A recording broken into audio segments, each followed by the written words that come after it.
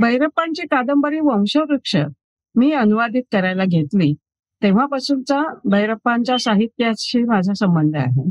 ही घटना साधारणपणे 84च्या सालची असेल, 83-84 सालातली असेल. तेव्हापासून भैरप्पांच्या साहित्याचा माझा परिचय आहे.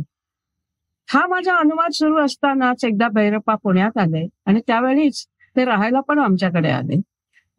माझे पती विरूपाक्ष कुलकर्णी त्यांचा आणि भैरप्पांचा क्लासिकल संगीत, शास्त्रीय संगीत हा एक इंटरेस्टचा विषय होता आणि तेव्हा पुण्यात सवाई गंधर्व सुरू होता.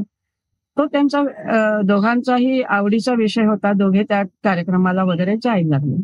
त्यानंतरच्या प्रत्येक भेटीत भैरप्पा आमच्याचकडे येऊन राहत होते आणि त्यामुळे साहित्य बरोबरच भैरप्पा व्यक्ती म्हणून आम्हाला खूप परिचित झाले. जेव्हा आमची ओळख झाली तेव्हा ते 52 वर्षाचे होते आणि गेले तेव्हा ते 94 वर्षाचे होते.